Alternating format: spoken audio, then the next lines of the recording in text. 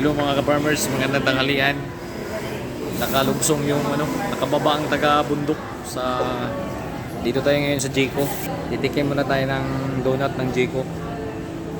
Balik na naman tayo sa farm. Magpa-farm na naman. Bumaba ako dahil naghahanap ako ng bagong pick-up na model. May nakita ako dito, Nissan.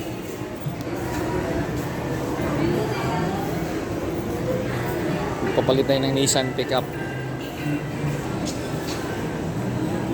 Sawa na tayo sa Hilux. Nissan naman. Try natin. Puro 4x4 to. Maganda to.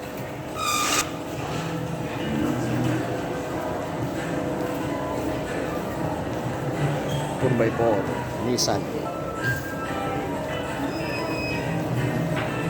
Ay, Isuzu pala to. Isuzu. Papalit tayo ng Isuzu. Try natin. Pero parang lang siya. Parang lang din. Mga ka-farmers, dito tayo ngayon sa SM. Titingin tayo ng pick-up na Isuzu Max. Ito yung 2024 nila.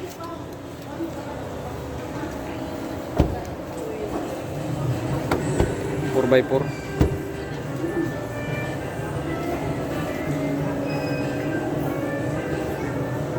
.0 pala to. Malaki makina. Yung Hilux natin 2.5 lang.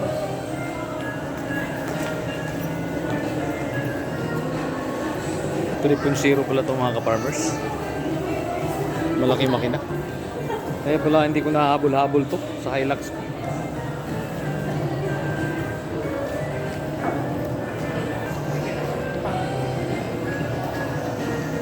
Boss, pila ang kuwan na ni SRP price pag ikas? 995. Okay, 3.0 man din Ako makina ni. Kulang-kulang 2 milyon. Ay, 1.9. Kulang 2 milyon pala to. So ito guys, 2 milyon halos ang price niya.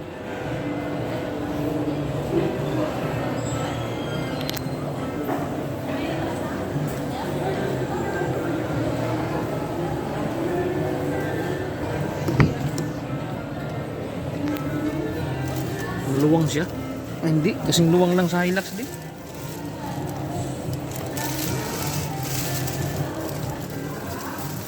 Kasing luwang lang sa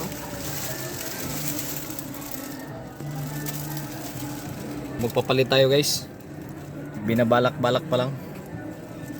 Tatry so 2024. Pero bibitawan muna natin sa Hilux.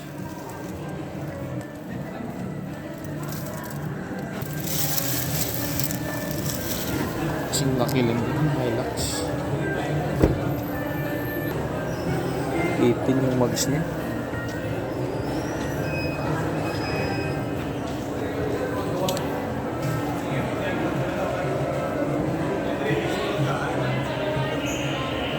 Four by 4 kasi.